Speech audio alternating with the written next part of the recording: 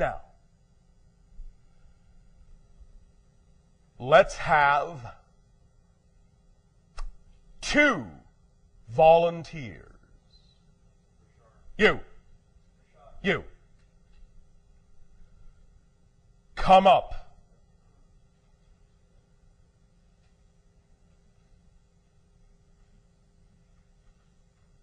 Stand one there, stand one there. On either side. Facing each other. Now, does anyone have a piece of paper? Please provide one piece of paper. Does anyone have a writing implement? All right. Someone take the piece of paper. At the top of one side of the piece of paper, make a large dot.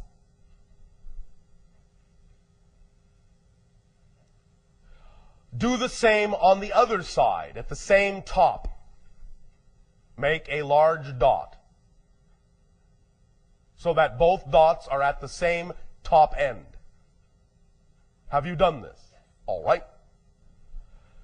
Place the paper in the channel's hand with the dot facing up.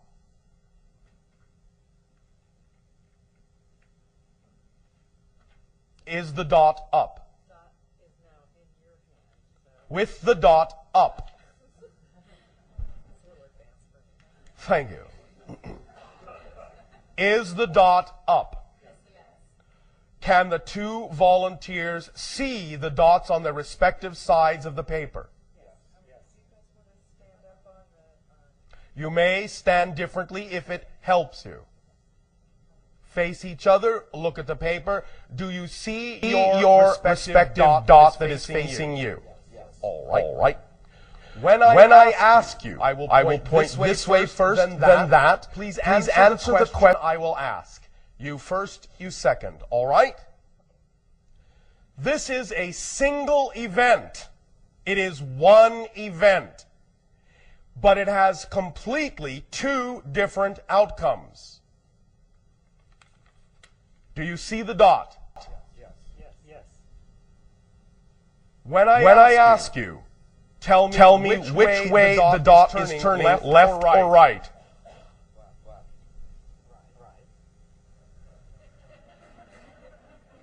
Once more, out loud. When I ask you, tell me left or right. Which way is the dot turning?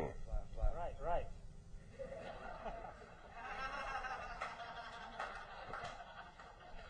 But it's a single event. All I am doing is moving the paper this way. Forward. You both agree that it is forward? From your perspective. Yes. But from your perspective, it is moving left. Yes. And from yours, it is moving right. Yes. Thank you. You may sit down. Now, the understanding here is relatively obvious. You can have a single event that actually has 2 completely different perceptions. Both are true. Both are true, depending on your perspective. So, when, from your reality, you see things moving, we see things moving right. So if you are saying, all I see is this thing moving left, negative, let's just say, what do you need to do to see it moving right or positively? Look at it from our point of view. That's all you need to do. It's that simple. Change your perspective, you change the outcome. Either and both are true. It's just a matter of what you prefer to experience. We prefer to look at the paper from this side. That's all there is to it. And as soon as you decide to look at the paper from the same point of view that we are sharing with you, you will see the same reality we do, even if the event hasn't changed. I am still moving the paper this way. But you will always only see it going to the left if you remain in that perspective. Likewise, if you change your perspective to our point of view, even when the event is the same, you can only see it moving to the right. No other perspective is possible from our point of view. No other effect is possible from our point of view.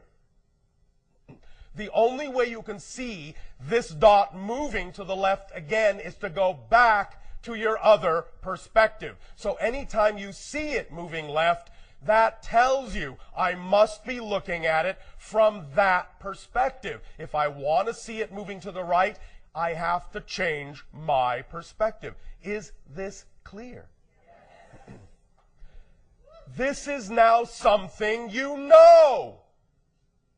It's obvious, isn't it? So obvious you don't even question it, do you? Is that dot going to the left to Bashar? No, it's only going to look like it's going to the right to him.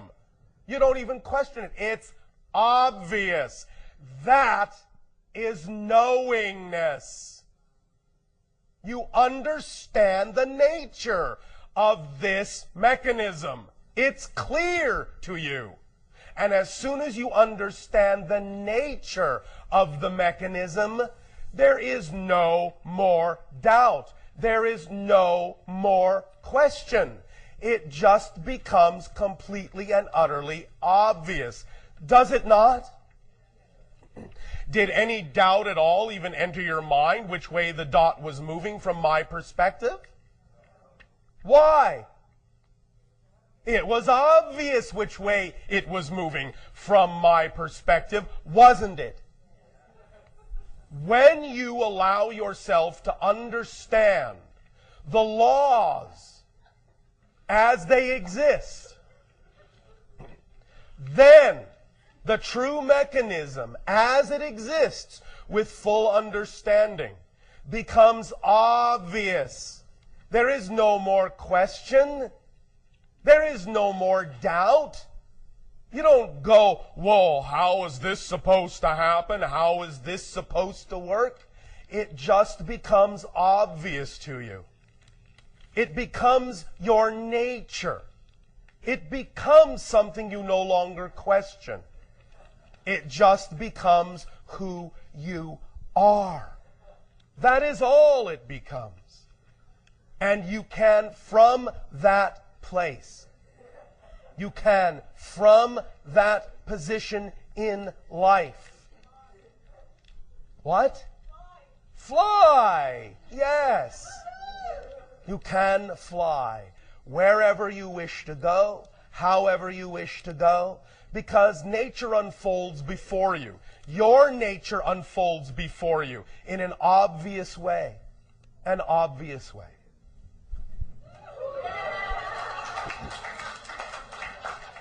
Let it be that obvious, because it is. It's as obvious as the fact you exist.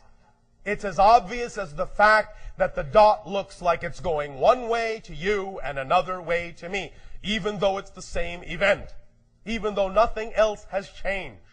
It's that obvious.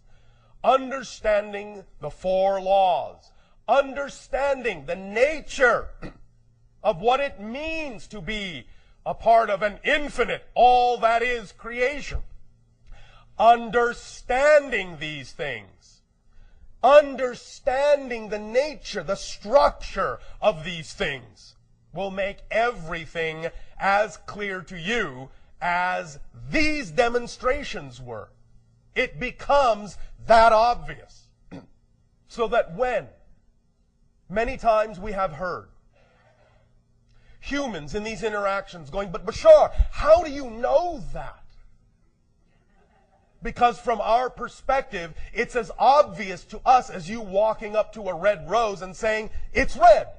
It's that obvious. Can't you see? It's simply red. It's that obvious from our perspective. So this whole idea of shifting into a state of knowingness and going beyond faith is eliminating the wondering and allowing yourself to move into a state of obvious recognition so that everything becomes absolutely apparent. And you can speak from that knowing state with respect, with authority on your own life. That's the whole idea. I am no more an authority than anyone, but I speak from a place of self-authorization, from complete conviction, because, not because we have any special secret, but because we come from a state of being in which the universe, the nature of existence, is simply obvious to us. That's all. And that's all we are attempting to impart to you, is the obviousness of existence. Just as you know it is obvious you exist, just as you know it is obvious that the dot moves one way to you and another to me, even though the paper only moves one way, just that is that obvious to you, the nature of existence is that obvious to us. That transparent, that apparent, that plain, and can be to you if you come from that same state. This is what knowingness is, and why it moves you beyond belief, beyond faith. So, does that make sense? Are you beginning at this moment to feel that things can be a little more obvious? All right. That's a good beginning. So then, let us review the 4 laws from this point of view. We have already begun with the first. You exist. When you understand this fully, it becomes automatically apparent, again, that there is only now, that time is an illusion, although the experience of it is real when you create it in your consciousness. But what that means is that relative to the concept of time, if you exist now, you always have and you always will. Because existence is the only quality you have in the now. And it's not that you did exist in the past or will exist in the future. You can say those things and experience it that way coming from within the illusion in your consciousness. But from the absolute state of knowingness, you would understand that you are the past. You are the future. That these things are in you. You are not in them. These are concepts within your consciousness. And that they exist here and now with you, because you exist here and now, and that's all there is. So you are eternal, you are infinite, and please. Now, let us take a moment, because again, this is something we have experienced from humans in our conversations over and over again. It seems that many of you do not really have a clear grasp on the dictionary definition of the word infinite. Or unconditional. Infinite means infinite. It means anything and everything that you can imagine must, by definition, exist somehow, somewhere, in some aspect of all that is. Anything and everything. Yes, we understand that various things may not be relevant to a local experience as you have created it. Nevertheless, it doesn't discount the fact that you are an aspect of an infinite existence. Infinite. infinite. So if you exist now, which you obviously do, and if you are, in fact, an expression of an already existing infinite creation, you have, right here and right now, the ability to access that infinity in whatever way serves the idea you are creating yourself to be within the local experience. You have the ability to access anything that is relevant, everything that is relevant to the definition of your life as you have created it in your local experience of existence. But even though you may experience only what appears to be relevant for the theme of the life you have locally created, nevertheless, in that experience, you are still supported by the totality of infinity. In order to have a local experience such as you are having, you have to be supported by an infinite existence.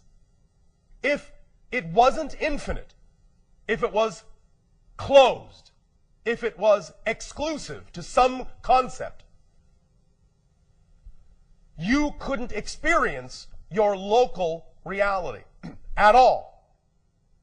The only way you can actually have a localized experience is if it's supported by an infinity that allows for any experience to be had that you can imagine, somewhere, somehow. And you still, even within your localized experience, have the ability with your imagination to draw upon those other infinite experiences to whatever degree serves your localized one. It's called imagination. It's the doorway, it's the gateway to all of infinity, to be interpreted through your consciousness in whatever way serves you. But the point is that you know that in order to be able to do that, in order to have an imagination that can conjure up things that don't exist in your reality, that aren't immediately experienced in your reality, it means you're tapping into an infinity that supports your ability to have a local experience and still provides you with a window on the rest of infinity. That's a powerful window, more powerful than you have imagined with your imagination. The paradox is that you can actually also curtail how you use your imagination to make it seem as if your imagination is more limited than it is. But the only reason you can do that is because you can imagine it to be so. That's the paradox. And again, let it be obvious, as we have said, you are unconditionally loved so much that you are actually then allowed to think you're not unconditionally loved. That's how loved you are. If you understand the power of that paradox, again, more of the nature of the structure of existence will become apparent to you, obvious to you. And you will awaken to the fact that the only reason you experience the limitations that you do is because you have decided to, for one reason or another. But when you come from a knowing state that you have done that, then it becomes obvious you can do something else.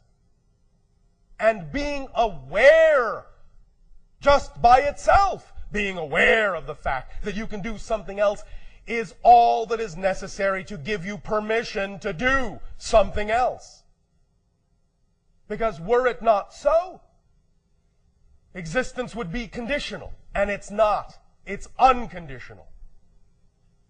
So learn the definition of unconditional, It's not, yes, it's unconditional except for these conditions. You're the ones supplying the conditions, not existence.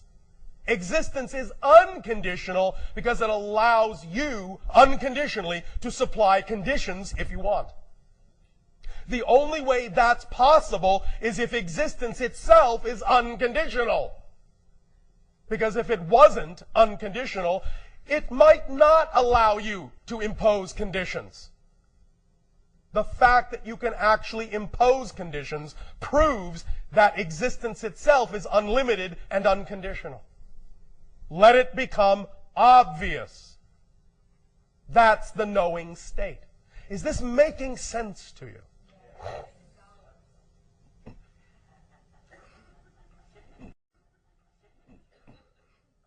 And so that is the first law in its fullness. Number two, the one is all, the all are one. Again, we have touched on this. You are all that is. Each of you is all that is, expressing itself as a part of all that is. This is what you call the holographic principle in your new technological language. Every part contains the whole. Every part contains the whole. The whole can create itself to be experienced as parts, but every part contains the whole. This was illustrated, as we have talked about before, in the past by a symbol called Indra's net, which is like looking at a lattice work of perfectly round reflective pearls. Each pearl reflects every other pearl in the net. So in order to gain access to all the information of the entire net, all you actually have to do is look at any one pearl. You can see all the other pearls in it. Every single one of you is such a pearl. You reflect all the other pearls. Now we understand that because of your focus, sometimes some of the other pearls are more difficult to see. That doesn't mean they aren't there. Your nature is holographic. They are there. And when you tune your vibration in your consciousness to that obvious fact by understanding the nature of the structure of existence this way, you will then know it's all there, and you can access what you need, when you need it, where you need it, how you need it, perfectly, as you need it. Not a second before you need it, but not a second later than you need it. That is what is happening right now in this experience. That is what the idea of channeling is all about. Is being in the now to the point where you simply plug into what you need when you need it, and allow that to come through as you need it, in what form you need it. That's why we never plan to talk to you. We never know what we're going to say. We just say, let us talk. Sometimes we might throw out a hint. But we have no idea what we are going to say until we say it. But we know that when we need to say it, it will be there. And it will be exactly what needs to be said for that moment. That's all there is to it. When you understand the nature of your structure and begin to come from that knowing place, that state of being allows for that kind of expression. That state of being does not allow any other kind of expression. But the one that needs to be here now, that serves the best of all concerned, because that is our intent within our natural selves, because we are an aspect of all that is, which supports all the parts, which in turn support the whole. It's one thing. Again, we have used the puzzle analogy. A picture puzzle made up of all these thousands of pieces, each with its own unique shape. If you try to change the shape of any one of those pieces, when you attempt to put the puzzle picture together, then that piece won't fit anymore, and it won't support the whole, and the whole won't support it. But if you allow yourself to be the natural shape you were created to be, you will fit perfectly with all the other puzzle piece shapes, and in fitting perfectly, harmoniously, you will create the big picture that then, in a sense, supports all the pieces that make it up. And you have one harmonious experience. But if you think, I need to be this, I need to be that, and you are coming from the illusion instead of from a place of true knowing, then you do not fit, you do not harmonize, you conflict with yourself first of all, because you are trying to be something you're not. You're not being yourself, your natural self. You're not being your obvious self.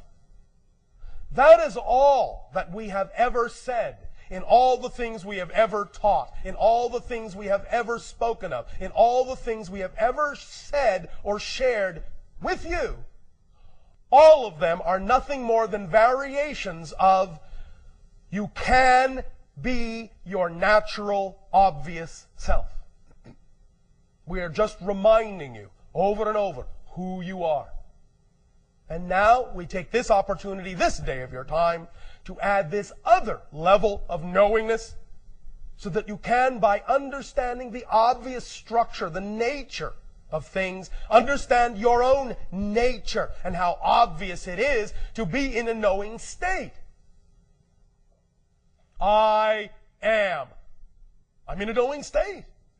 I am. I'm in a knowing state. Oh, I remember the dot. Obvious. Turns left for me, turns right for him, change my perspective, turns right for me too. Obvious. Knowing state. I exist. Law 1. Knowing state. Obvious. The one is all, the all are one. Obvious. Knowing state. Number 3. What you put out, what you get back. Law number 3.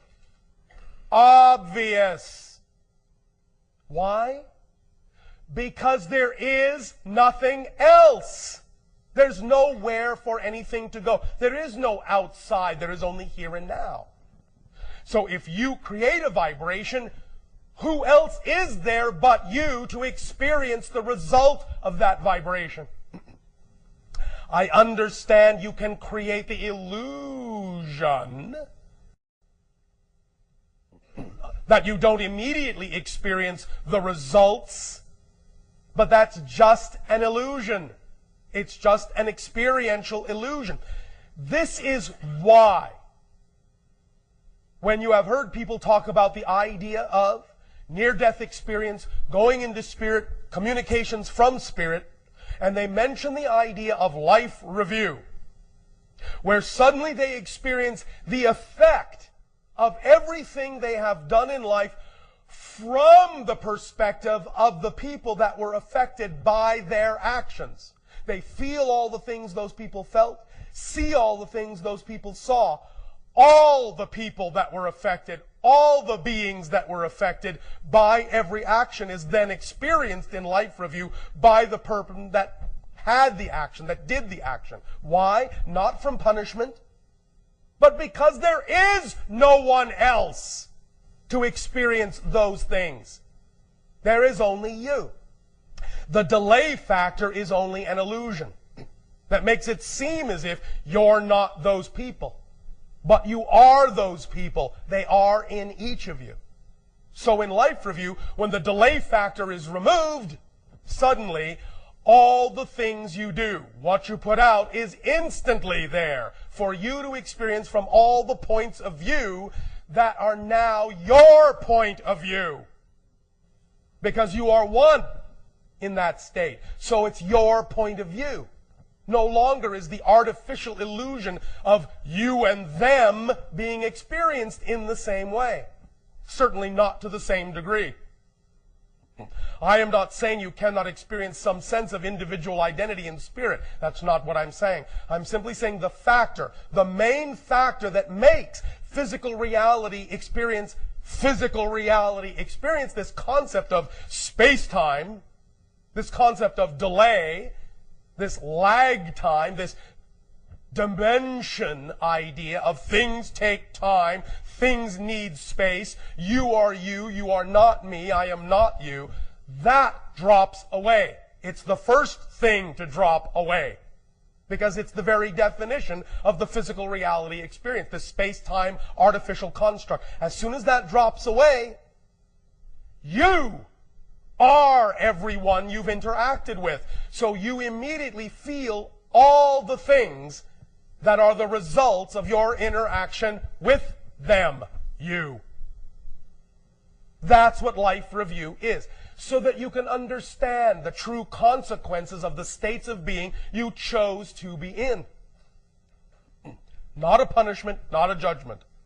A natural, obvious result of simply removing the space-time construct from something that is essentially one being. Does that make sense? All right.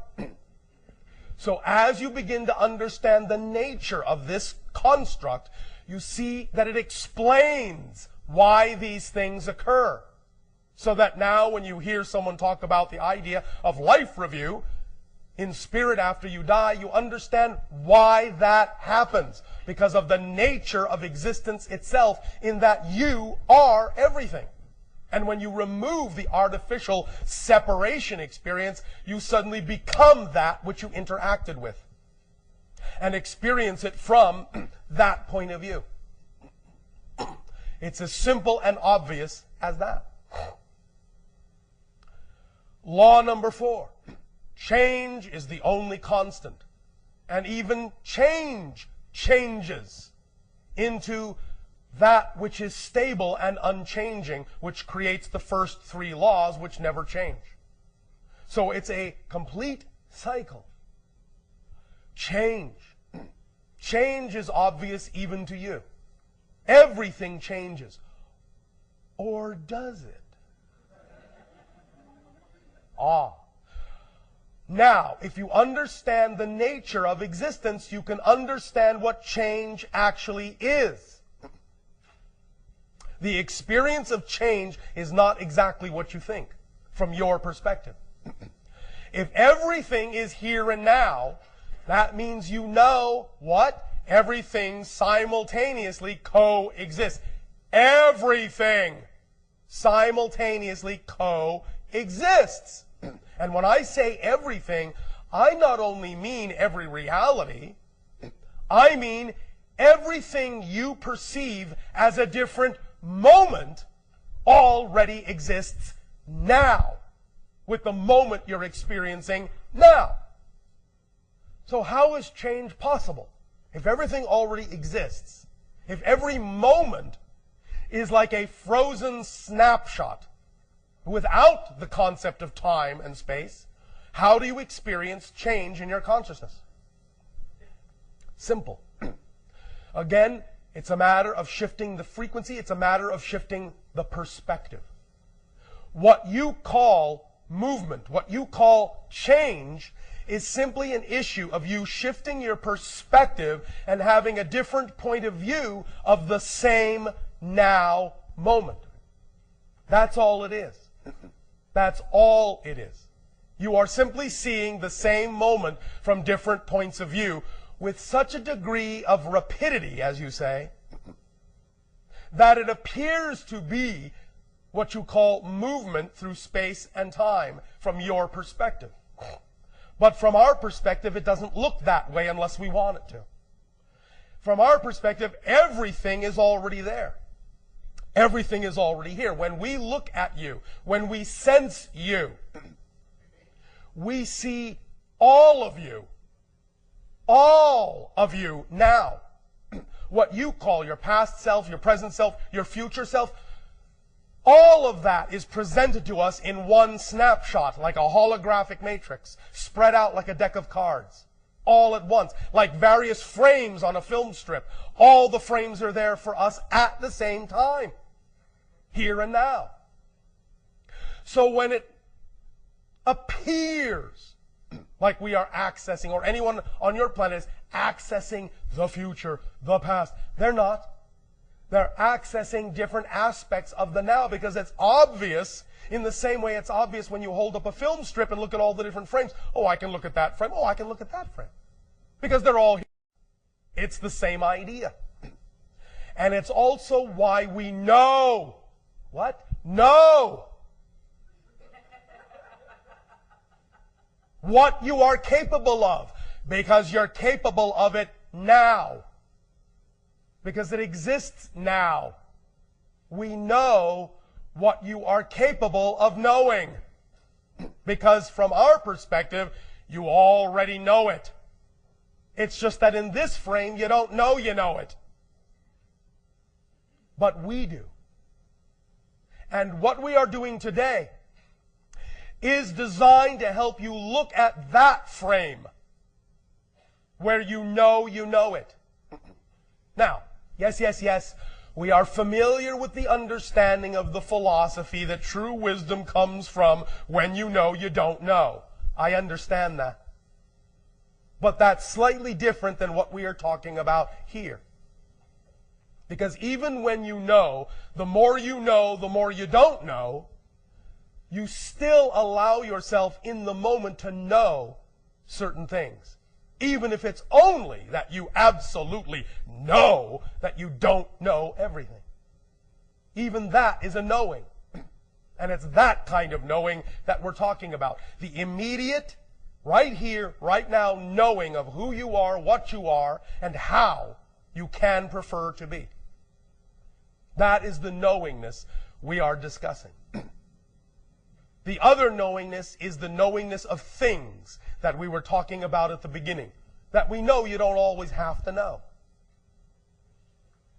As sometimes people have asked us, Bashar, is there anything you don't know? Our answer is, I don't know. Because I am not being that being at this point. Of course there are things we don't know. But it doesn't matter, because in any given moment, what we need to know, we know.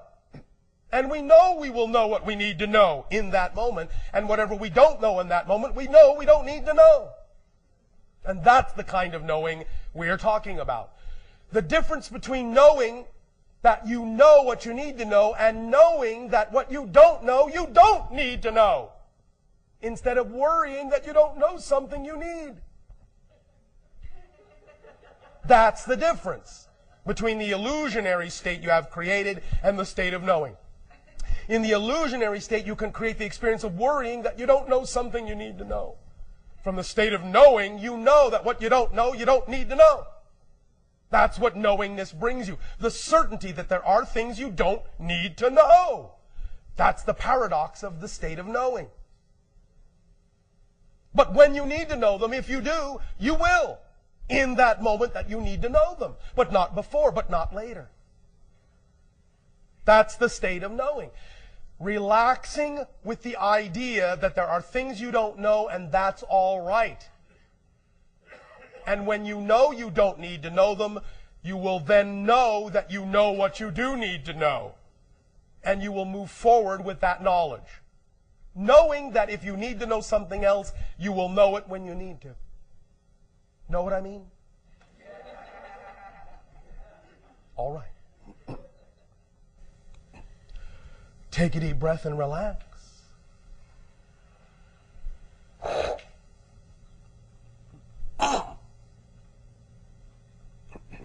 Take another deep breath and relax.